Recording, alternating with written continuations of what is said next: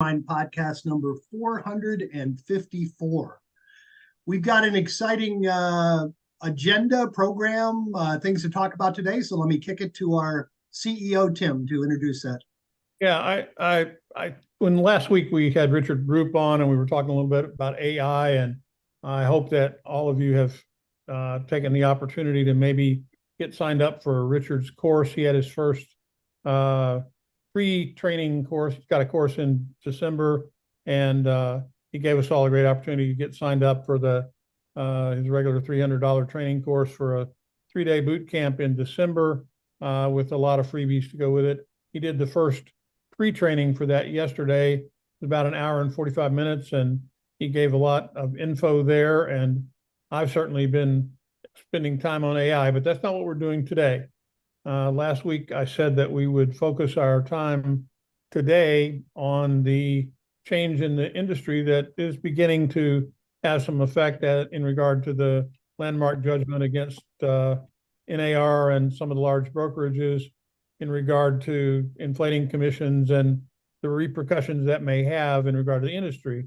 So we've kind of put our heads together and kind of did our own little think tank together with the four of us this morning to kind of look at what effects we think it may have on the market and what might happen as a result of that. And we're going to talk about it in the beginning of the meeting. We're going to have some conversation about it, kind of give you some of our perspective. And then we're going to throw the floor open to you guys to very, very much we want to hear from you about what's happening in your market, because we want you to make sure that you certainly look to us as a resource and make sure that you're showing up here to get that information that's important to you to help you grow your business and prosper in tough times and all that sort of stuff. But I also want to point out that in no case in any of this are we recommending a specific course of action or anything else. We're trying to open you up to, here's some things you could do. Some of them might work for you, some might not. Some of these things may happen. Not all of them will. And we're not trying to give you actions to say you should go do these, because we're not attorneys. We're not playing that game at all. But it's our job to kind of help the discussion move forward. So that's what this is kind of about today. Jim's got a couple of things that he wants to talk about that are kind of anecdotal. I think then Bruce is going to chat a little bit about some of the issues we talked about this morning, and the same for Ken. And then we're going to throw it open to you guys. And then later on in the call, we've got a mystery guest, if he is able to make it and show up and join us. And we're also going to call on our old buddy, Roger Lisi, to talk about what he's doing in regard to some marketing stuff. And I see him on the call. So we got a power pack call for you today. And with that, Jimmy, I'm going to kick it back to you and let you anecdotally on. Perfect. And just so you know, Bruce, Tim, and I, in about 10 minutes this morning, were completely able to figure it all out. And we've got all the answers for you. I do want to echo one thing. When two or more realtors get together and agree on a commission, it's called price fixing. So we are not going to do that. We may give you some examples of what other agents are doing, but in no way do we ever recommend that you charge a specific commission or take a specific course of action. We're just giving you options. So that's what we're not going to do. It's kind of interesting. This is kind of timely. Over the last two calls, I was going to mention a couple things that, like Tim said, that I had anecdotally come across, and we had a couple busy calls. And both of these things I noticed before the recent NAR ruling. One of them, my long-term friend, I've known him since we coached softball together when they were 6 years old. He's an attorney. He has his real estate license hung with me. He came in the office one day all kind of sheepish, and he said, I really have to apologize to you. I listed with someone else. And honestly, I didn't really care. He was on such a high commission split anyway, because he was a friend of mine. I wasn't devastated, but I said, Craig, you realize you've got your license with our office, right? He said, yeah. I said, well, what happened? He said, well, there is a specialist in my neighborhood who's been sending me letters once a month for years. About once a quarter, he knocks on the door. We bought a house in Chicago to be near my daughter. And a couple of days later, he knocked on the door. And I told him, yeah, no, I don't, we're not ready to do anything. But he took a walk through the house. And he said, your house is beautiful. I'd recommend two things. He said, I'd recommend you resurface the driveway. It looks very cracked. It's not in good shape. And do a little landscaping. And Craig said, oh, okay, great, great. And he said, well, I don't think you understand. I have a concierge approach. I will do everything for you. And he said, I charge 6% and I give 2% to the listing agent. And he said, do you mind if I take care of the driveway and the landscaping? And Craig thought he was kidding, but he came home the next day and he had a new driveway and there was a landscaping crew in his yard. And apparently the guy paid for it all. So the guy showed up an hour later and Craig said, I just couldn't say no to him, you know. And I think that's a great example of what we say. Not that we're encouraging you to go out and pay for a lot of stuff for your clients, but that concierge approach when you do something nobody else is doing. And also his commission was 6%, 2% to the selling agent, and 4% if I sell it myself. So anyway, that's a variation that's kind of interesting, and it's been going on for years. I'm sure you've all run into it. And then we came home from a vacation, and there was a for sale sign across the street from where I live. And I said, really? I know you were planning on moving. You've been here 15 years. He said, a guy knocked on my door, said, I've got all these foreign buyers, and he listed my house. What would you want for it? I said, I gave him a ridiculously high price, 1.2 million. He said, oh yeah, I can get you 1.2 million. I'll take a pocket listing at 3%. So, okay, so I'll give it to you for 30 days. You can get me 1.2 million. And the guy said, and then if we don't sell it in 30 days, I'll put it in the MLS at 4% and pay 2% to the buyer's agents. Of course, he didn't sell it in 30 days. He probably didn't even have a buyer, but after 30 days, the day it went into the multiple listing, first person looked at it, bought it for 1.2 million. So, you know, but it was so appealing because agents are so used to paying 6%. It was so appealing to this guy. Wow, I'm getting a deal at 3%, that he pretty much, you know, signed on the spot. So the point I'm trying to make is these things have been in my market. 3% used to be, nobody offered less than 3%. It was 3 or 3.5. These days I've seen 2.5. I've seen 2. I haven't seen below 2 yet, but all these changes that are going to occur and be maybe accelerated by what's happened with NAR have already been happening. And there's always been a lot about options. I think it's just going to be increasingly important that you use these options to your advantage. And Bruce, you're more current in the market than I am, so I know you have some takes on it also. Well, I'd like to hear from some of you. Maybe not. We want to hear from you guys, but we're going to talk a little bit about some of the uncertainty and some of the fear and what some of these changes could mean for us. But show of hands, and then we're going to ask you to take your hand down. So go down to the bottom and click the reaction button if this applies to you. Okay. All these changes in the market and these lawsuits that are being settled, all of these things that are happening have made you nervous. So if you have gotten nervous or scared about the direction of the market, the direction of your business, raise your hand with some of these things that have come down the pipe. It's making you a little bit fearful. Bruce, I think Ron's hand went up before you finished the question. I know Ron's hand did go up before I finished the question. He left it up, so he either has a question or he's extra scared. He telepathically knew. Okay. By the way, Ron, go ahead and unmute yourself if you do have a comment or question. Yeah, many years ago, way before I got into real estate, I remember my mom and dad, when they bought their transaction, it was like one piece of paper. But I remember them saying, the buyer always paid for for their side of the property. Well, after a while, after a few years, some of the agents got smart and a lot of buyers didn't have the down payment. So they went ahead and got some of the sellers. It wasn't a conspiracy, but it was just a marketing ploy that they raised the price of the market of the property and told, hey, we'll pay for the buyer's commission. Well, that started a whole process way back in the 50s, 60s, and 70s, where it became the norm that the seller just went ahead and paid for the commission, and it wasn't really negotiated saying we would raise the price. It was automatically put in because everybody was doing it. Mm-hmm. So now it looks like it's going to go back, and it's probably going to go back where, okay, I'm just going to pay the seller's commission. And the agent says, well, you may have to negotiate some of that price to be able to pay for the buyer's commission. Mm-hmm. And the seller will have to think about it after being on the market for 30, 40, 60 days. They may start thinking, well, maybe I need to raise the price a little bit and pay the buyer's commission. So we're going to go right back. It just has to do with the ability to make everybody aware what they are doing. And I don't know the whole circumstances why it was a lawsuit. Maybe they didn't make it apparent or transparent to the seller that he was paying for somebody else. In California, we actually have a separate section saying, hey, your commission is paid by the broker, and out of that, X percentage will be paid to the buyer's agent, but you're paying one commission.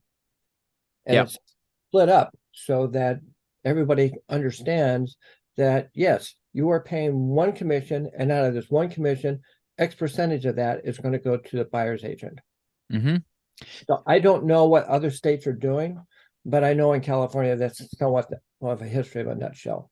I think the biggest problem and the biggest reason for the lawsuit, aside from lawyers that saw a payday, aside from them, was that sellers were unaware that they even had an option, or it wasn't properly explained. Now, their 11-page or 13-page or 15-page in North Carolina contract might have explained it a little bit better, but agents don't even really understand it, and agents certainly weren't explaining it well, and a lot of sellers didn't know that they had an option on what their fee was. Many times they didn't know it was negotiable, and so that leads to it, and it's led to this whole, now that the lawsuits have come out and been settled or been decided on, it's leading a lot of people to fear the problem. Well, guys, you just heard back a long time ago, this was the way that it was. The commissions were decoupled.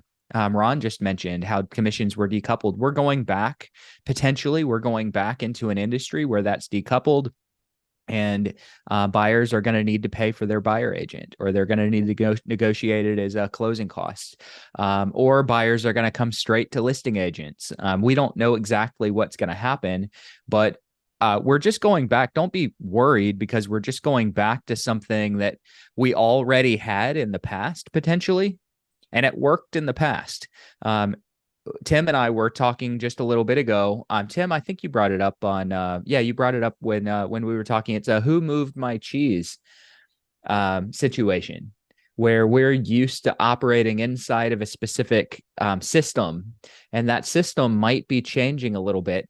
And you can either, if you haven't read the book, Who Moved My Cheese, it's a great book. And that's about some guys that go through a maze and find cheese, and they go back to through that maze to that spot every single day until one day the cheese is no longer there. It's somewhere else in the maze. And one person just sits there going, feeling bad for himself and saying, so my cheese was moved. And the other person decides to embrace the fear and embrace the unknown and go looking for more cheese. And he learns how to change inside of systems, and he learns how to recognize when change is coming. And right now is a time when change is coming. We don't know what it's going to look like.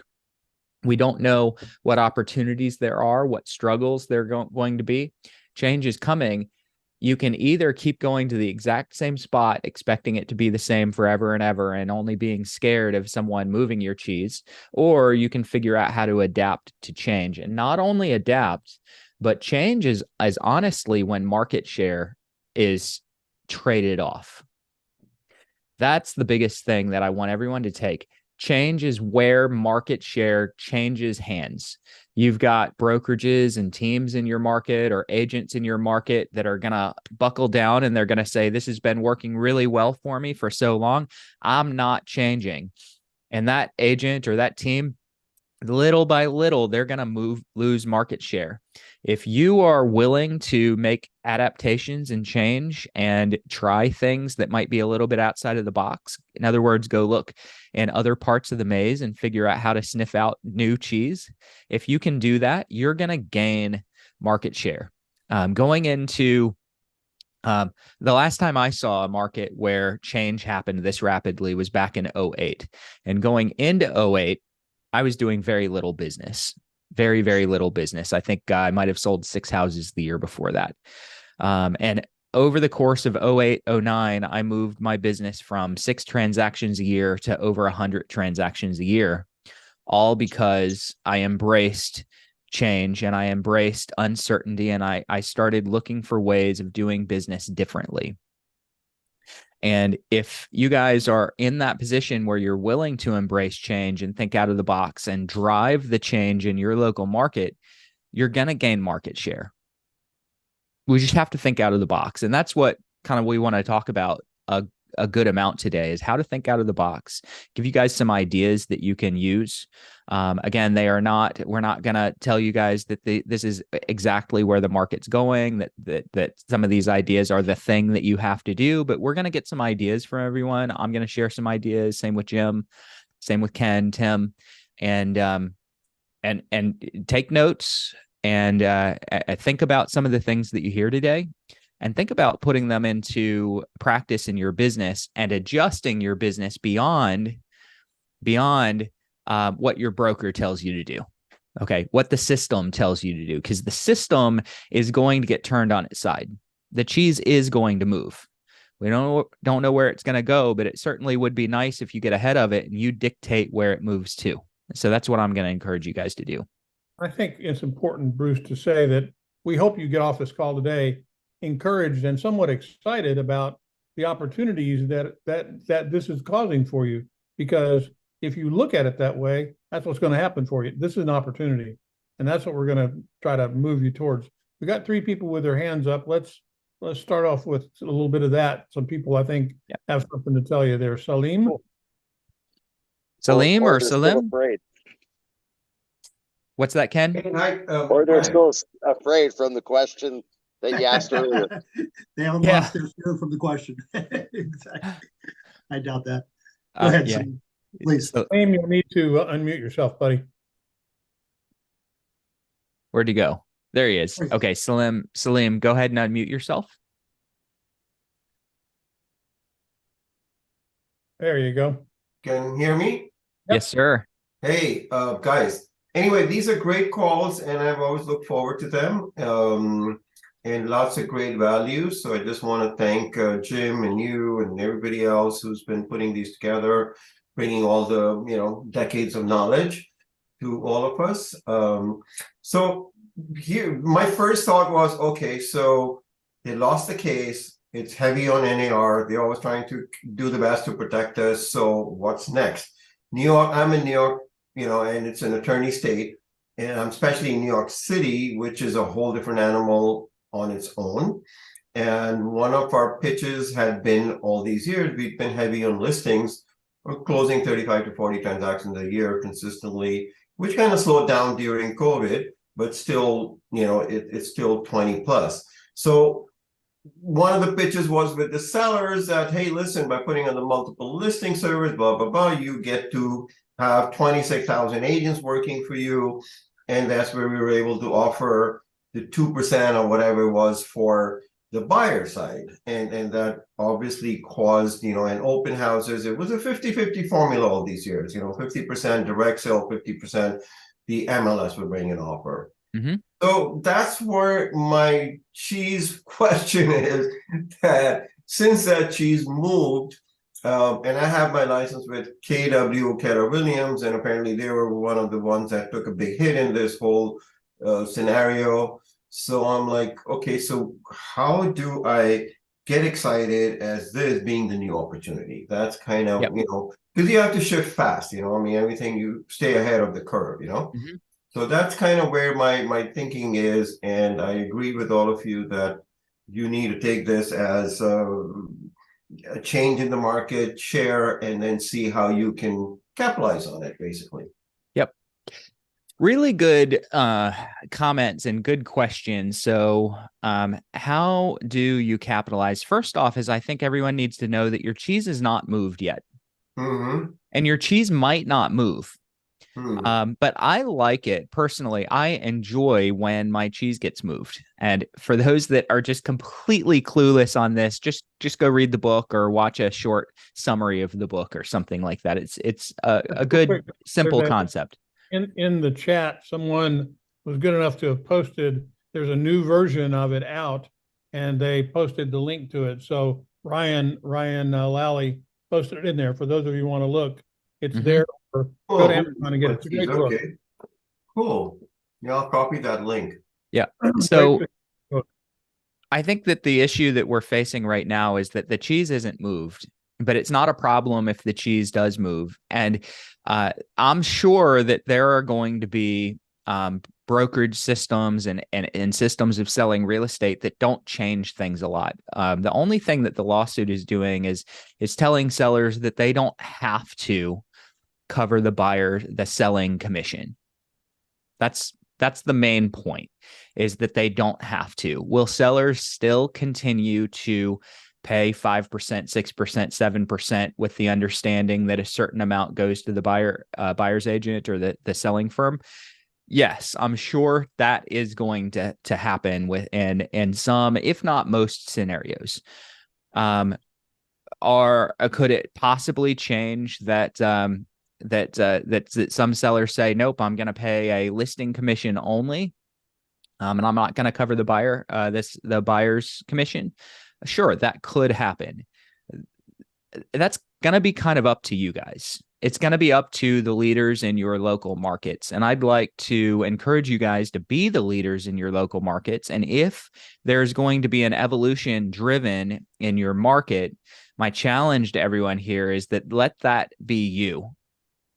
Let it be you that drives that evolution. You're going to have to think, if you're going to do that, you'll need to think out of the box. We were talking about some ideas earlier. We were talking about the idea of, on the buyer agent side, on the buyer side, potentially charging a retainer and working off of a per hour price where a retainer's been paid. One thing that I did in my market several years ago, when the market was just on a craze and houses were doubling in price every 2 years, and we all know that was just a couple of years ago, listing agents got to the point and sellers got to the point where they dropped the average commission that was being offered down to, it was starting to get down to about 1.5%. I even saw 1% co-op commissions on $150,000 houses outside of the city. Okay, that's certainly way lower than my average price, but it moved from the 800,000s in Raleigh to all the way down to the rural $150,000 houses. And if you guys haven't tried to represent a buyer on a $150,000 house where you're making $1,500, it's not so much worth it. It's not worth it. But the push downward on commissions was happening, and I didn't drive that change. Now we have an opportunity to actually drive some of this change and think out of the box and redesign our systems. So when I was working with buyers and commissions were low, I'd sit down and I'd have a conversation with buyers and I'd say something like this. I would say, hey, here's everything that I'm going to do for you. My fee is 2.5% or $7,000, whichever is more. Okay, so 2.5% or $7,000. And 90% of the time, the seller is going to cover that for us, or the listing firm and the seller are going to cover that for us. If they don't, this is how much you'll have to pay in closing costs. And I would present it as a closing cost. And I would say, now, if they're paying less than this, I will do my absolute best to negotiate a closing cost credit for you to help cover what you're going to pay me. And I would do that with buyers all the time. So there are ways, if commissions go away on the selling side, there are absolutely ways that if you work with buyers, you can still get paid. Salim, one thing I would do immediately on listings is, there will be brokers like my neighbor that are knock on the door and say, hey, I only charge 3%, and probably don't even give them an option to pay the buyer. So you might, on listing appointments, you might want to tell the seller, you're going to very likely have the option to do it the old way. 6%, 3% to this, or whatever you choose to give to the buyer's agent. But you might want to tell the seller, there may be people knocking on your door that can only charge 3%, but I want you to understand they may or may not get shown as much by the buyer's agents. You want to make that clear to them that it's apples and oranges. And then you could say to them, I can do the same thing. I can just put it in the MLS for you at 3% and see what happens, and we can adjust it. And then you tell them what your belief is. My belief is we should probably put it at the higher rate and have all 27,000 agents cooperate. So that's one change you probably need to make right away, because somebody will be out ahead of the cheese and somebody will start doing that on all the listings. So be ready for it and combat it before it happens. I would urge you, though, to make sure that you have some conversation with your broker and make sure that your broker doesn't have a very specific opinion about what they do and don't want you to talk about, because they may have, you don't want to run afoul of what your broker wants you to go do. So I think, again, I'm going to go back to say, not suggesting that these are things you ought to go do. Don't try to fix prices. There's a big precedent out here.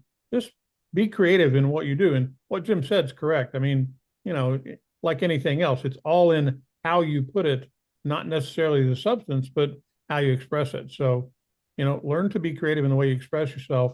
Don't box yourself into a corner or put yourself into jeopardy. And I'm going to always say, be careful about that. I think that's important. We've got, Bruce, you're holding something up. I know you want to. Real fast before I go to Roger, I'm holding in my hands an old copy of my listing booklet that I would take on listing presentations. And in the back of that booklet, I had a Premier Listing Options menu with 4 different menu items that the seller could choose from. And at the bottom of each menu, it tells how much my personal fee is. Okay. So I've got a listing that I get 2.25% on, one that I get 3%, one that I get 3.5%, one that I get 4%. And those are non-cooperating ratios. And what I used to do is I'd tell the seller, which one of these plans do you want? And they'd pick one. And then I'd say, would you like to also offer a offer to cover the buyer agent commission? A lot of times that'll help get traffic in your door. My suggestion would be that you pay 2.5% in cooperating commissions to get the buyer. And then I would say, if I represent the buyer, which this is probably going to start happening a lot, where as a listing agent, you may not represent the buyer, but you actually get both sides. I would tell them, if the buyer comes directly to me, I'll still represent you, and I'll drop whatever that cooperating fee is from 2.5% to 1%. So you could always present your services as what your particular services are and how much you make, and then ask them if they'd like to contribute on top of that to cover the selling firm commission. Hey, Bruce, it looks like Salim has a follow-up before we go to Roger. Yeah. Yep. Salim? Go ahead. By the way, pronounce your name for us. Is it Salim? Salim, yeah, like Salem, just take the E out, put an I in there. So it became Salem, it becomes Salim. So, yeah, thank you for, it's so weird because you were showing that card and I was thinking maybe an a la carte would be the way to go. When you go to a certain restaurant and you get the main dish and then everything else comes separately, you pay for it, right? So that's what I was thinking, like it would be ideal maybe in this time to capitalize in that way by presenting a menu to the seller. And we're, heavy on the listing side. So that's where we want to continue to be, because that's where you can control the market share. And basically, just say, hey, listen, this is what it is. So if there is a way you can share that, what you just showed us, that card, that would be awesome. And I don't know how you would do that, but, we can take it and work with it and play with it. But my mind was exactly when you lifted that up, it's like maybe a la carte is the way to go, and then present services so they can check off, okay, this is basic and this is what I want to add on. When you buy a car, the same thing. You get a basic model or you get a loaded model, it's up to you. What do you want to pay for? So Salim, I can't help but relate that to the story I told about the guy who did the driveway and the landscaping. He just offered a free appetizer up front before you got to the main course. Yeah. There you go. Yep. So I think that's just the way it should go. And probably be the ideal, because this way they're empowered too, the seller, and they have a choice, and they're choosing from there. And then you put it as part of an addendum to the contract, and then you're covering your, rear end. And this is the choice they made. They want it fully loaded or not. Ken, go ahead. Yeah, just letting sellers, having them focus on their net a lot of times is important, because you sit down with sellers, you start talking about closing costs, or paying the buyer's closing costs. A lot of sellers are like, no, I don't want to pay the closing costs. No one paid for my closing costs. And I'm like, well, listen, if you can pay closing costs, but you can net more money, would you prefer that? I mean, don't you think it's more important to focus on what you're going to actually put in your pocket? Because if you pay closing costs, you probably will get a higher sales price, and you'll net more money. And that comes back to what commission you're offering on the selling side. I mean, sometimes you can get a 7% commission by telling them, listen, everybody else is offering, random commissions. Typically the highest is 3%, but typically the highest is 3%. But people generally do work in their self-interest. So maybe if we offered 3.5%, don't you think every buyer's agent out there in the marketplace would want to sell your property and be a raving fan of your property and start singing the praises of your home? Now, of course, you don't have to do that. You could offer them 1% or anything you'd like. But if you offer them more, generally, you're going to get more people excited about trying to sell your property and sing the praises.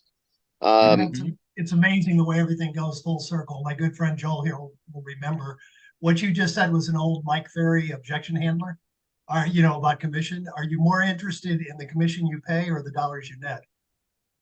Right. Absolutely. Pretty hard for him to say, no, I care more about the commission than what I put in the bank. So exactly the same thing. Yeah. And then the other thing, back to what Bruce said, is I did have the pleasure of selling houses in Las Vegas for $40,000. So I don't know if it wasn't worth it or not. I mean, 17 years later, I'm still in real estate while other people were getting out of the business. So I called it paying my dues, and I 13 transactions in 1 month. I'm like, okay, it was easy to find buyer business at that time, real easy. But if the commissions were too low, like Bruce said, you can sit down and discuss, like, hey, we're going to ask for closing costs, but one of the things we're going to ask for also is for me to be compensated for my commission. But one of the things that we talk about a lot is empathy. Again, when you sit down with somebody you don't know, and they don't like you, and they don't trust you, and they don't feel like you know them, and you start asking, like, hey, I got a minimum commission of $5,000 or $7,000, they're like, I'm out of here. But if you really sit down with them and you really get to know them, and you've built a bond with them by showing you understand them and you care about them, when you ask for your minimum commission to pay for you and your family, the conversation's a little different. They're not just going to be like, no. If you're making it about money every time, you're going to lose, because the whole economy is like a race to the bottom. But you got to make people care about you and let them know you care about them. And that's how they want to see you win, because they know you want to see them win. So. Yep. Couldn't have said it better. All right. Let's go to Roger. And while I'm doing this, I just want to say, remember, and we use cliches a lot. I'm kind of anti-cliche, but sometimes it's just perfect, and people really don't care how much you know until they know how much you care. You've got to show that you're working in people's self-interest, and once they appreciate that and recognize that and believe that, then they'll follow your advice. So, Roger, go ahead. Hey, just a second. And Raj, before you start, I just want to say one thing. We're probably going to go run long today, because we've got about 22 minutes left. We've got several people that want to be heard. I know Joel has joined us. We're going to want to hear from him, and we definitely want to talk some more about this subject. So just be prepared. We're probably going to run a little bit long today, and I don't know whether your schedule will permit it, but we're going to be here for a bit and we'll talk as long as we can and you guys have the time. So just be prepared in advance. We're probably going to run a little long today. And Roger, if you've got two things to talk about, I know Alyssa asked you to come on.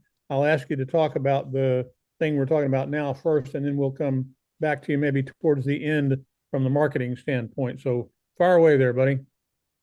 Thank you, sir. Ken, you're absolutely right. Starting the conversation with what's important to you about selling the house. Where is it going to be? What is it going to solve in your life and your family's family? So you're building the rapport that you have.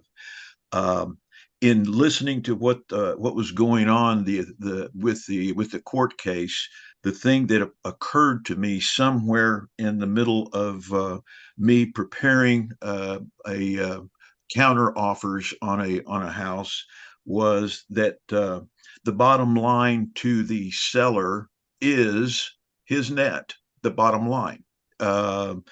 And the truth, if you really look at that net, which we started out at the listing appointment, when we started saying this is what what you'll wind up net, and I'll take out your closing costs, which is your title fees, your title insurance, and all of the other items that are included, your state taxes, transfer taxes, and so on and so forth. And this is what you're going to, and we're taking them off of the big number, and we're focusing on the little number right there. I sat there and I looked at that again and I said, you know what?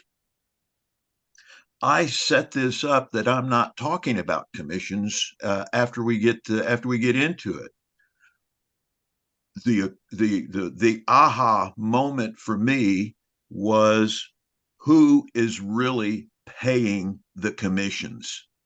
It is not the seller. It is the buyer who brings the money to the transaction. He's actually paying for the things. And then I start saying, well, how do I get to that with the buyer, and how does that work? I called 3 bank presidents and 2 appraisers. The bank president said, we don't give a darn who pays for the commissions. We had in commercial stuff, it's all negotiated between the buyers and the sellers on how much commission you're going to get, and so on and so forth. But as far as residential, all we care about in the bank is making sure that we've got a marketable instrument that will be put on the market after it's closed.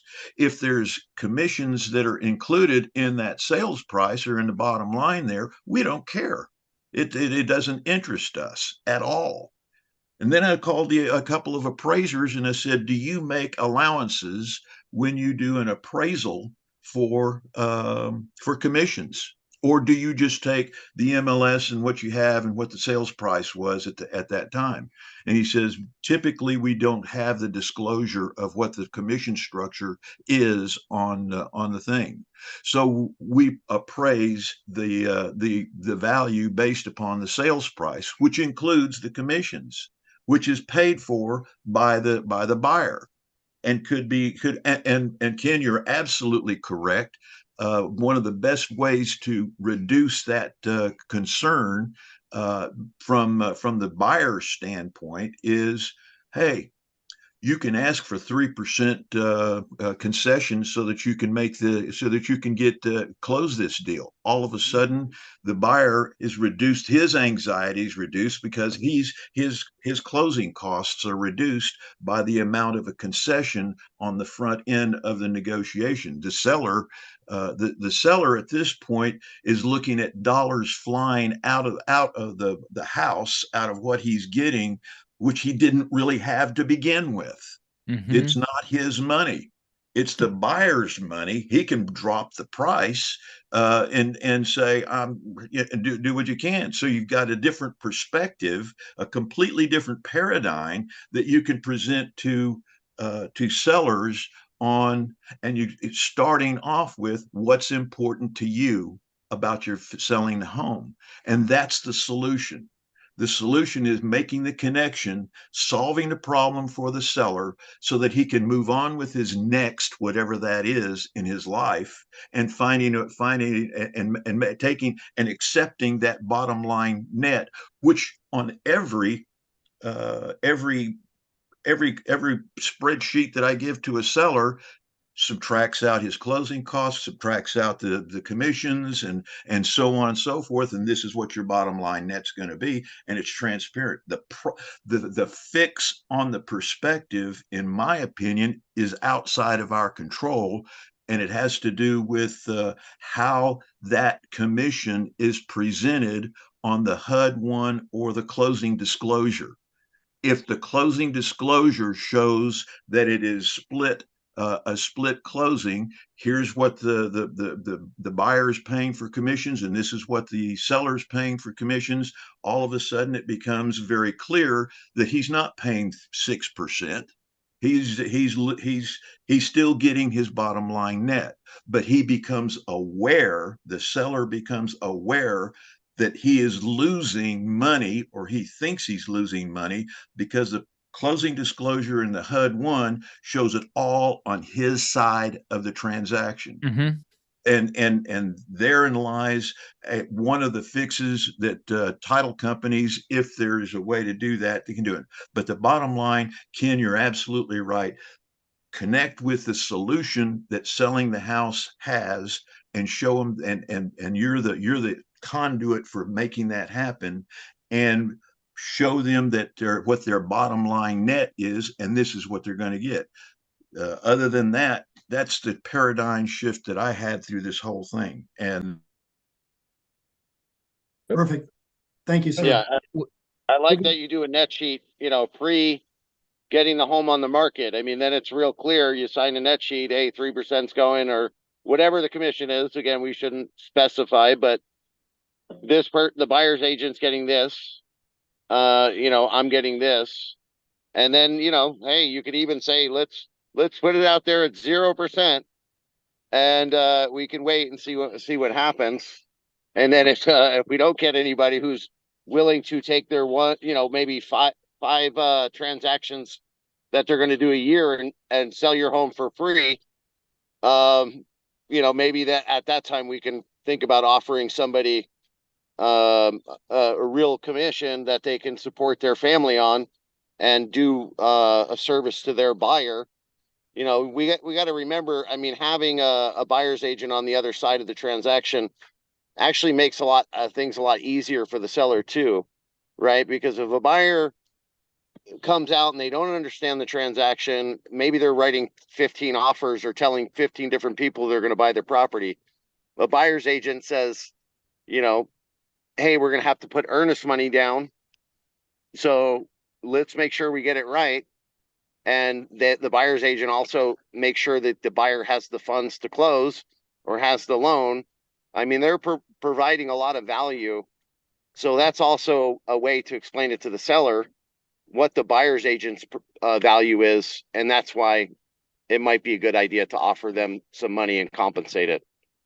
I mean, at the end of the day, like Roger said, and there can be an argument made that the money is coming from the seller, but there can also be an equally persuasive argument that all the money is coming from the buyer. So, but the money is coming from the transaction from the buyer and seller, the way I look at it. So it's just explaining it thoroughly, over disclose, and making sure everybody understands what everyone's roles are and why they are, why it's important to compensate them. Mm-hmm. Yep. John, you had your hand up. Would you like, I saw you take your hand down. If you'd like, please feel free to jump back in there. Hey, how are you? Really good. Where is John? There is John. Okay. I'm in Sarasota, Florida. Is my camera on? I don't know what I'm on my iPad instead of my computer, and I'm confused. That confuses me too. Are you seeing me, or you don't care to see me?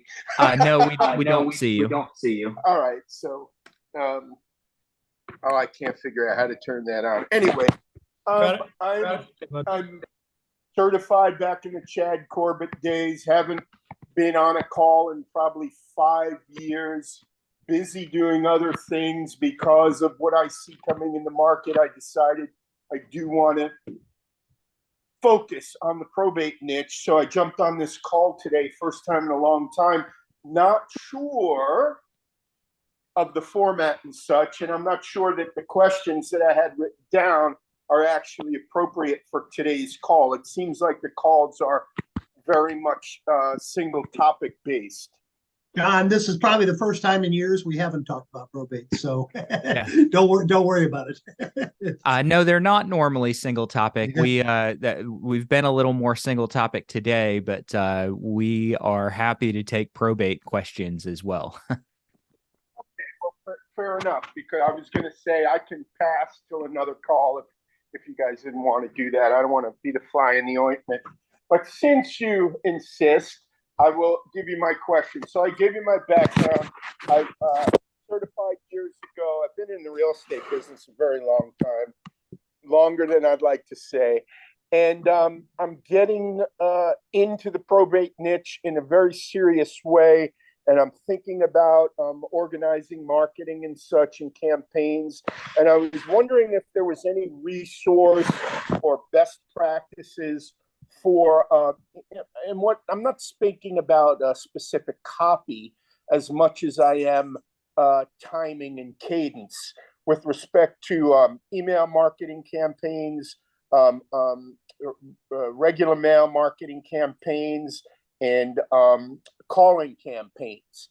You know, call twice a week for the first 10 days and then, you know, whatever. Is there any best practices that you have for setting up mail, email, and call schedules with respect to the probate lists? Yeah, absolutely. So first thing that you need to understand, and really everyone needs to understand, because your question is one that I hear a lot, is what are best practices? And so best practices, the truth is we're going to recommend best practices based on what your average prospect is going to respond to. The average person, every prospect has their own formula for unlocking. You send a letter to one of them or you send a letter to 10 people, and one of them is going to say, this is the best thing I've ever read. 7 are going to ignore it. One's going to get mad, and one's going to hold on to it for a while and call you later. So it's kind of everybody has a different formula. So in general, you want to work on your leads for 6 months. You don't have to start your campaign with a 6-month campaign before you make your first call or send your first letter. You could always start with a plan for 3 months, but I'd like everyone to build to a 6-month campaign. If it's 5, that's fine. If you run 12 months, that's fine. Completely fine. We know that most people that have inherited real estate start to sell in that 5-6 month range. That's most. Some people are in a week, some people are in 18 months, but the majority are going to fall into a 5 or 6 month range. And we want you to be in front of them with a relationship when they move into that phase where they're going to sell real estate. So with that said, I call pretty heavily in the first month. Typically 3 to 5 times in the first month for the people that I've not gotten on the phone yet. If they haven't responded to me or given me any kind of reaction, it's just just completely being ignored. At the end of that first month, I'm going to fall back where I'm only calling once a month for the next 5 or 6 months. I am definitely leaving voice messages, not every single call, but if I have not attempted them or left a message sometime in the last couple of weeks, I'm going to leave another voice message with each call. So I do like voicemails because especially later in the campaign, because they've kind of proven that they're not going to call you out of curiosity. It's really important that you deliver that marketing message. Your phone calls work best when they're in conjunction with direct mail.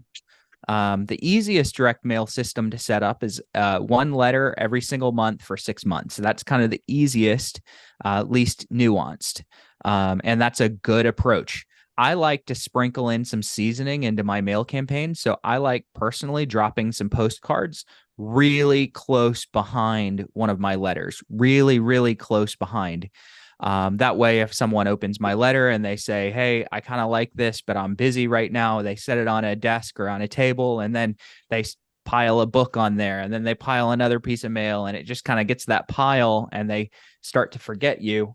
A few days later, they see your face, your name, and your USP on a postcard, and it just kind of freshens your brand image up in their mind. So really simple would be a single letter once a month for 6 months. If you want to start getting a little more nuanced, sprinkle in some postcards and some brochures into the mix. If you're going to do mail, you have to drive it back to a website or some kind of page that they can check you out and see if you're credible or not. Go ahead, And John. Bruce, make it clear that we will do the mail for you. You know, this Absolutely. is, you can I've used your guys' mail. I have your guys' website, so I know what you guys do. Thank you. Okay. Yep. I have a question about the calls because I've been hitting the phones hour a day religiously, couple of weeks, and vast majority I'm getting voicemail, and I am leaving a voicemail, but I don't know what to do. So ring, ring. Hey, this is John Michaelides with the Probate Assist team. I just wanted to make you aware of the free service that we offer. We got your contact information through the county clerk's office, and your name is associated with a property at 123 Green Street. So we believe it's an estate situation. And I just want you to know that we provide free referrals to various service providers that may be needed, such as movers and packers, blah, blah, blah, blah. So the spiel, and oh no, that's okay. We're all taken care of. Oh, okay. So you've got everything you need. You don't need any clean out crews or anything. No, we're good. Thank you very much. Boom. Okay, now I'm gonna call him back next week. And now I don't know what to do. Yeah. Get permission for a next step. So whatever their objection is, I expect it, and I'm gonna validate it. Hey, it sounds like you really weren't looking for outside help today. Validate. Yeah, that's right. Okay, now you're just gonna pivot to a next step. I tell you what, since you don't need anything, why don't I shoot you some information on our team, and then you can call us if you ever need any help. Is that fair? They're gonna agree because you just made it really easy for them to agree. Okay, what's a good email for you? Grab that email address. Most of the time I'm having their email already. So that's exactly what I'm doing. I'm sending an email that's following up on our call, whether I leave a voicemail or not, as a matter of fact, or speak to them. I'm sending this email. Hey, I touched base today. Here's who we are. Here's what we do. Link to the website. Boom. So they have it. And I also have produced a video that is linked in that email too, so they can see a video explanation of what I'm doing. So the only thing I'm going to challenge you on there is that you want them to agree to get that email so that it's something that they're actually looking for, and they can connect your voice on the phone and that email together.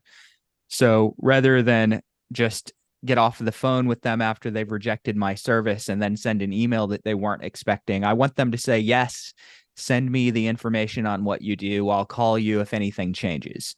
In their mind, that's a put off, but at least it's permission to go look at your email, where you're going to get further into your message than you did on the phone. What about the voicemail? The voicemail, I go into detail on what I do. So detail, this is Bruce. I work with families going through probate. I help with. What I mean is, should I send the email after I left the voicemail? Are you saying no, don't? Oh, got it. That's up to you. I don't. But that's up to you. Personally, I don't. But that doesn't mean that that my way is the right way. Hey, John, I'm gonna, in the interest of making sure that we do have time to finish up today, if you don't mind, let's take this offline. What I would like you to do, if you'll schedule a call with Ken, our coach, Ken will walk you through all of this, and just contact support, and we'll get you scheduled with a coaching call, and you can get all this one-on-one, and we'll walk you right through our kind of best practices. Is that okay? Yes, sir. Thank you. Yeah, please do, because I'm hearing a lot of stuff that I'm like, itching to correct. Yeah, well, we're gonna straighten you up and get you a lot better results. I mean, absolutely. Because again, it's so you're dealing with a loss here, and it's so business minded. We got to get more personal and really, Mhm. let those people feel that we care about them, just like we care about all you guys out there that are watching this. So please do give us a like on this podcast. We never asked for that, but there is so much knowledge in this room here. But yeah, please schedule that call. I can't wait to get together with you. And Diana just raised her hand, said she'll be calling you too. So that's yeah, hey, let's go, people. Yeah. all right. Like we got a lot of knowledge here. I mean, I'm 17 years in the business, three full-time years in probate, and all these other guys. I mean, we've dedicated our lives to this business. So give us some likes, but let's schedule those calls. Cool Yeah. deal. Hey, Awesome. Scott, I unmuted you. You go ahead. We'll get to Deanna, and then I want to get to Joel, who's been joining us today and kind of waited patiently, and then we're going to close out with Roger. But Scott, go ahead.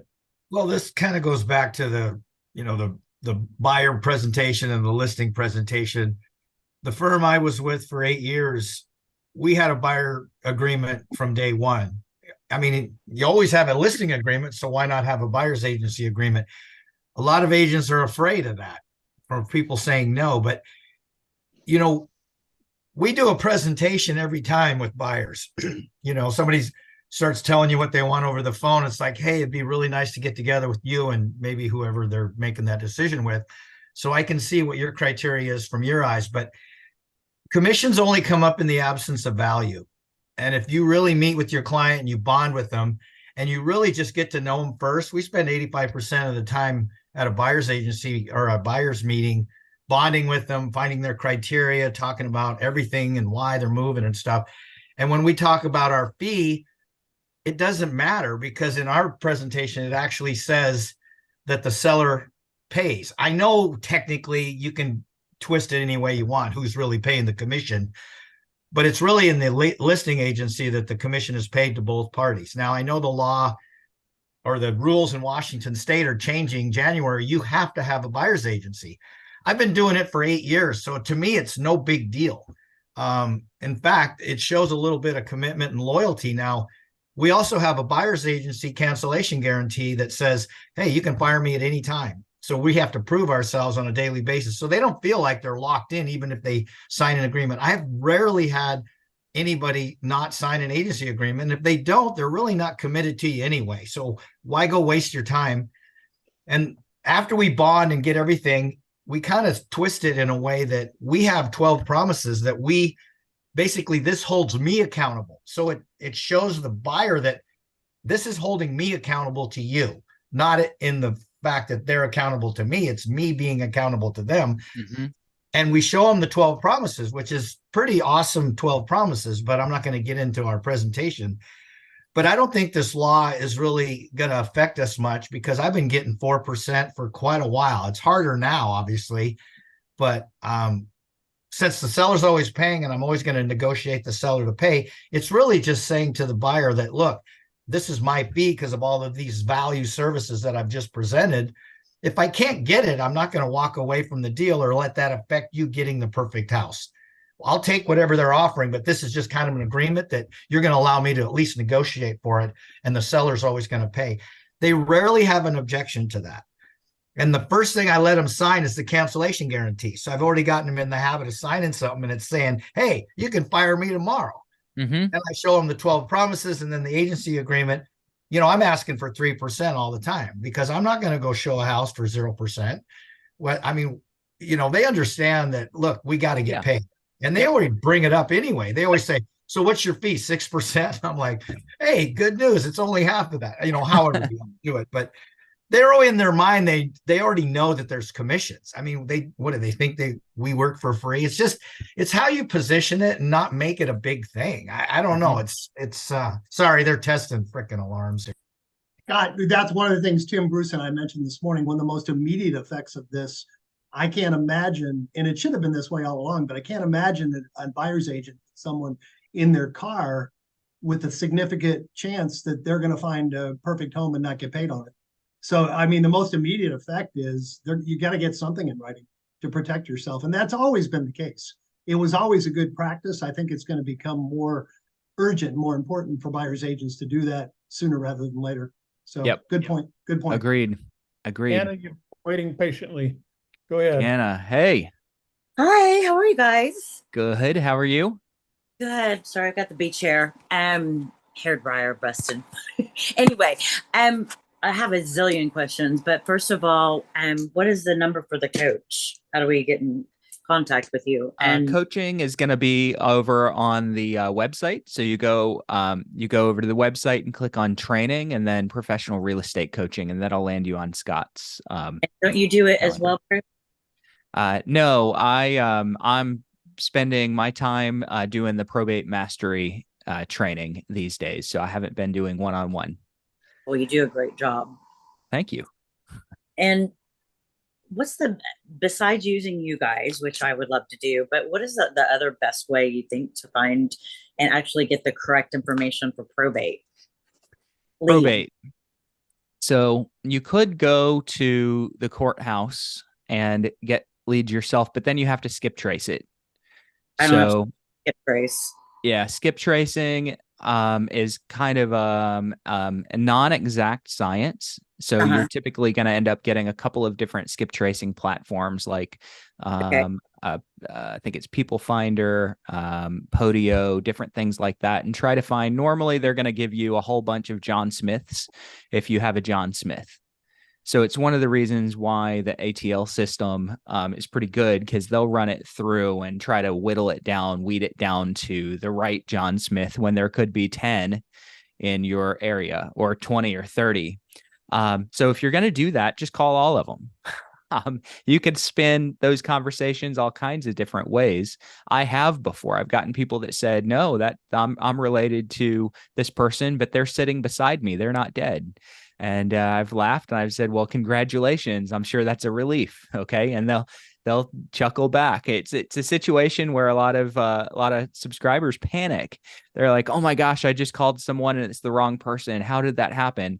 Well, it's fine. Just make a joke of it and then go, hey, this probably doesn't apply to you. Could I tell you quickly what I was calling the other guy for? And then you tell them you're in real estate. Do you have anything that any real estate needs? They say no, you get an email. You move on. You add them to your CRM at that point. So another way would be going after attorney relationships. So attorney relationships and starting to get those referrals. So you could go to the courthouse yourself. You could build your attorney relationships, which you should be doing anyway, or you could go to ATL and get your leads that are already filtered and already skip traced. Okay. Yep. Great. Thank you. Appreciate it. Yeah. If you had a trillion questions, you can ask the other 999 million. Just email us. We'll be glad to answer them after the call. Awesome. Yeah. And I was going to do this for Deanna's questions. I'd like to see those questions so that I can put some video responses out as well. Joel, you are on stage there, buddy. How you doing? I'm doing awesome. How are you? Hey, Joel, before you start, I got to give you a proper introduction. I'm not starting anything. Jim invited me and I showed up. So I don't think any of us would be here were it not for Joel. He actually helped Pam and I establish and grow our short sale business for years. And this is our 454th probate ATL call. Joel and I co-hosted about 300 nationwide short sale calls at 1:00 on Thursday. But Joel is pretty much a world-round expert in NLP, neuro-linguistic programming, very experienced agent, very high up in one of the major chains. And I know you don't have anything prepared, but what's your take on our topic today? Give us a couple nuggets. Well, Jim told me today that I should probably expect this not to be all about probate. And I think of all the other conversations I've heard and all the other groups that I've heard about the commission topic, you guys seem to be more on point than anybody else that I've heard. This was a lot more good ideas. This felt like a way more powerful dialogue everything else I've heard is just some monologue with somebody pitching their opinion. I like that you had this open. I think most of the comments that I heard from people were really well-founded. And I think this call talking about this commission issue seemed to be quite the contribution. And forgive me, like, I don't, as much as I've read about it, I don't understand the nature of this lawsuit. I don't understand how they could find enough wrong to sue, right? They agreed to pay a commission to the listing agent or the listing broker, and the listing broker agrees, you know, the listing broker is going to share their commission in order to entice all the other buyer's agents to show it. I'm confused on how anybody could win that lawsuit. You know, it's the old, when you go to court, the judge so often finds in favor of the little guy versus the big bad corporation. So I really think that may have something to do with it. But my understanding, it was glossed over and it wasn't properly disclosed that they had an option. Like a lot of brokers would not take a listing unless there was a percentage to the buyer's agent. So they would never. The other thing is that they agreed.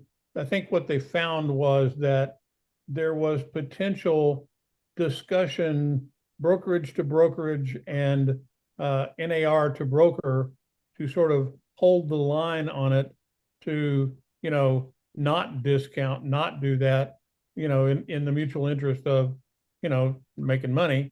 And I think that's part of it. I think they found enough smoking gun evidence where people said, I was in a meeting where this was discussed and everybody laughed and said, we've got to keep doing this because that's how we're making our bread. So I think there's. Yeah, I could see that. I could see if some big brokerages said, hey, don't discount yours and I won't discount mine. I could 100% see that being could be a giant problem. Yeah. And I don't know that happened and I wasn't there, but that is some of the scuttlebutt that's floating around about it. And I don't know if that's true or not, but that would certainly be a reason for the collusion side. The other side of it is, this is important to remember, this is going to be appealed. It'll be 3 years before, if money ever comes in, and it'll be a while. AR's got a lot of legal arms, so do the big brokerage firms. So nobody's going to be spending money anytime soon. But I think habits are likely to change, and a good open discussion with disclosure. You said this earlier, you know, be upfront about what you're talking about, open your disclosure, tell people what you're doing. You want to charge them 15%. If they agree to it, that's what they call the free market. I mean, that's right. So I was going to say just that. I did a listing a long time ago. A client of mine said, hey, my mother-in-law needs to sell her little mobile home because she's going into a retirement home. Will you sell this mobile home? And I'm like, not really. And he's like, we only trust you. What would you charge us to sell it? And I'm like, I don't know, how about 10%? And they go, okay. Sure. Right. So everything was disclosed, you know. I don't see how that, and it wasn't an even split. I kept the lion's share of that. So it was all disclosed. I don't see, I think this is going to fall apart in appeal.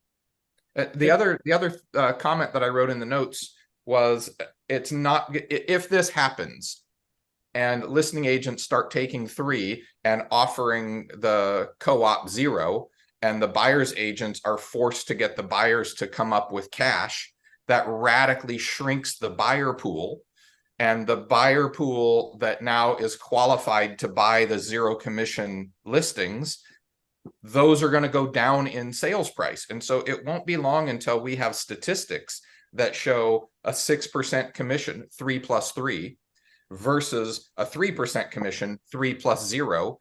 There's going to be a real obvious disparity in sales price. It's going to be obvious.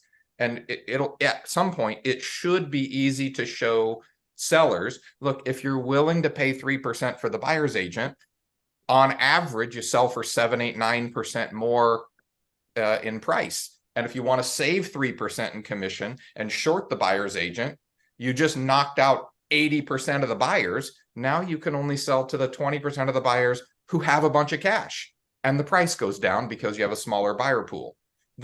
I think this is going to vet itself out. It has to.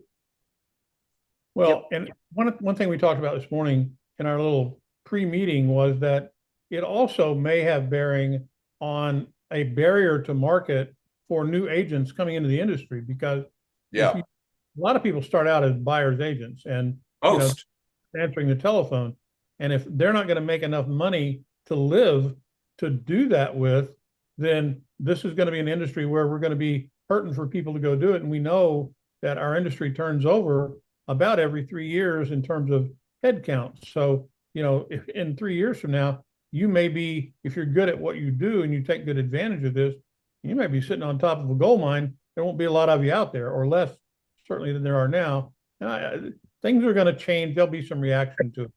I'm going to tell you guys though that you are not going to be sitting on top of a gold mine if you wait for the industry to dictate your changes now. Absolutely. Yep. If you're waiting for the industry to tell you how to work in 3 years, you're not going to gain market share. You have to either be connected to people that are making changes, or you need to make those changes for yourself. And Bruce, along the same lines, if Joel's correct and they lose an appeal, by that time, there's going to be so many brokers that run scared and change the policies. It's gonna already be significantly changed, win, lose, or draw. So I think change is coming no matter how the case is settled. It's funny, Joel. Where'd Jim go? Uh-oh, Jim just froze. Jim killed himself. AI got him. He must have said something bad about Hillary Clinton. No, I'm back. My computer, Yeah, I love it. my computer burped. What I said is, if it goes the other way and NAR loses, probably the net effect is our board dues will go up, and everybody who ever bought a house will get $2 in a class action lawsuit. I mean, it's you know, could you imagine? But either way, the change is coming, because everybody's going to start protecting themselves and probably overcorrecting in the opposite direction. I mean, there So- could also be a class action suit from the big brokers against NAR. I mean, NAR is a literal monopoly. Mm-hmm. Yeah, So without a doubt. And that could be too. I think the other thing that I want to point out is that one of the things that we're going to do, I mean, typically y'all sort of look to us as, well, you know, you print stuff for us in regard to, you know, in regard to probate. And one of the things that we're going to be, and have already started, is creating some things in response to this, because not only are we aware of it in our industry, you know, there are a lot of people that listen to, you know, all of the business channels on TV, and both the, you know, the liberal side and the conservative side of the news channels, MSNBC to Fox News, they've all had stories about this lawsuit.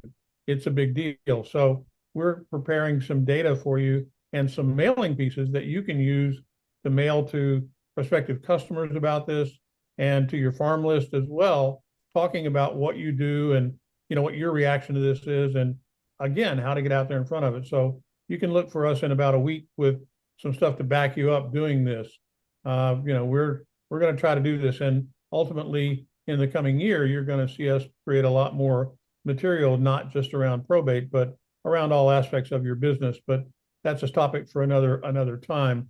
And I think it's probably important to kind of keep on moving here. Joel, what else? Any other things you'd like to throw out on the table?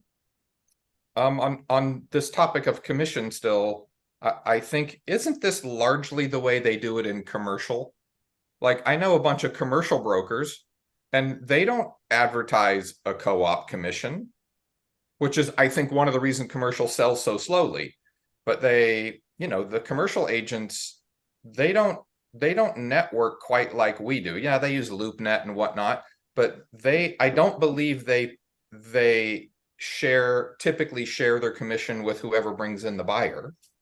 It's all negotiated on commercial because of the dollar value. Almost all commissions, you know, you get over $1 million and commissions start getting negotiated quickly. Correct. And a lot of times there's build outs that get added in, and the commissions get negotiated. And I think the idea is that commercial is, I don't want to say it's unregulated. It's regulated. There's licenses required, but it is not controlled by NAR normally. It's not controlled by the local MLS board, because they don't have to, most of the time they're not in the local boards. And for that reason, they all operate a little bit differently. I do see co-op commissions on commercials where I am. Do you? Yeah, but it's different all over the place because you don't have this big group of people that have gotten together and decided. Theoretically, it doesn't appear that they've gotten together and decided how they're going to do commissions. And I think that with NAR, it appears to the public that we've gotten together and decided how to do commissions. Even though that's antitrust, we can't do that. It doesn't really happen. It does appear that way because sellers had no choice. They had to offer something in co-op commission. They had to offer something. They didn't have a choice of offering nothing. And that's where I think the industry got stung. Lisa pointed out that typically that's only the case on commercial if in fact that commercial property makes it into the MLS. If it is not on MLS and it's only being marketed in commercial channels like LoopNet, places like that, oftentimes that's not the case. Fair, true. So I want to try to get to Ron really quickly. I do want to get to Roger. Then I've got some things I want to end up with. Joel, stick around if you don't mind. Can you stick around a little longer? Okay, I got a great. little time, yeah. Ron, I go ahead and unmute and just a couple of things. The jury, I'm not sure how many people know this. The jury, there was no one on the jury that was a homeowner. Oh, God. Yeah, that is a very Of course.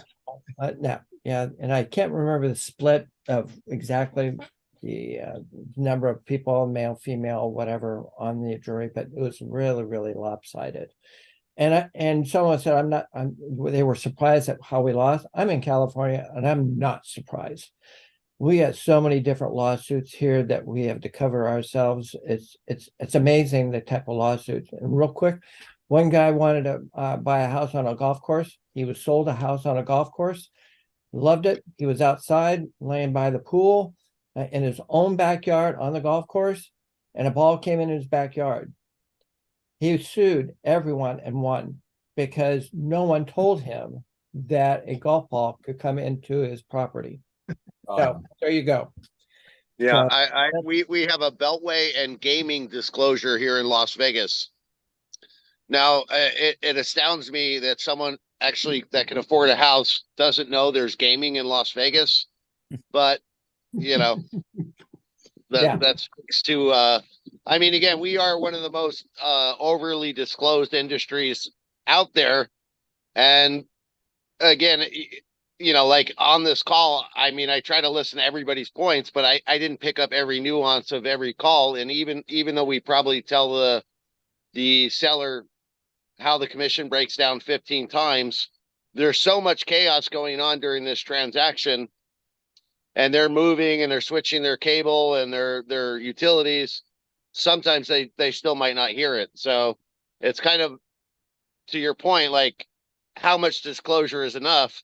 And maybe it comes down to video, like having them articulate on video that, hey, I do understand how this commission breaks down. You know, I don't know what length we need to go to disclose it and properly have the buyer and seller, you know, understand what the commission breakdown is. So have them sign an estimate net sheet at the listing appointment.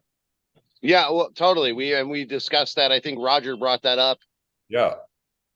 And that is a practice I follow, but I'm just saying, I mean, you know, it is almost to the point of being ridiculous. I mean, I feel like that's your sentiment, and I definitely agree with that. For sure. Hey, Raj, I'm going to ask you to unmute, and if you will, go ahead and unmute yourself and talk about your second topic that you came to join us with today, real quick. Well, I've already started my deliveries, even though I don't have my cards yet. But I'll follow up with the cards anyway. Every year, prior in the month of November, it is my mission to provide home baked pumpkin bread to all of the clients that I do. I hand deliver it. And I've gotten several listings out of it, normal listings, and a couple of probate listings out of it also. But it is just a high touch opportunity that I have every year. and it keeps everybody. And it takes me 10 or 15 minutes sometimes to get away from some of those deliveries, because we're catching up and making appointments to have lunch or whatever. But I've asked ATL to do a postcard for me as I deliver, that has a high touch message on asking for referrals and providing the high touch. I think Ken and I go a long way along that same route of making a connection and maintaining a connection with my clients as much as I possibly can. When I'm not calling on ATL stuff, I'm calling old clients and asking them how they're doing and what's happening with the kids. And did you see the high school football game that's going on? It's not just business. It's becoming a part of their life. That's I think Ken does that, and so do I. Everybody wants to know your pumpkin bread recipe. Why don't you post it up? Well, I tell you what, I had a new baker this year, and it's not. I'm not using Sam's Club or any of the local bakeries. I find somebody who is willing to accept payment for doing it. And I told her 150, and she said, "Well, you're going to have to for payment. Don't give me money. I want this almost commercial mixer for it." So I went out and bought her the mixer, and she's making batches. I've got all 140 of them in freezers with people that I know. So I've got to go by and pick them up, put them in and make my deliveries every day, which is what I'm doing this afternoon. Good for you, brother. Well, and one of the reasons I'm going to mute you back out here. One of the things that Alyssa, who's not on the call today, asked me to point out is that we've also created Thanksgiving cards specifically for the holidays for you to use. We've also done a couple of unique letters that literally are probate letters, but are around the Thanksgiving holiday, because we all know that at Thanksgiving and Christmas, that's when families get together.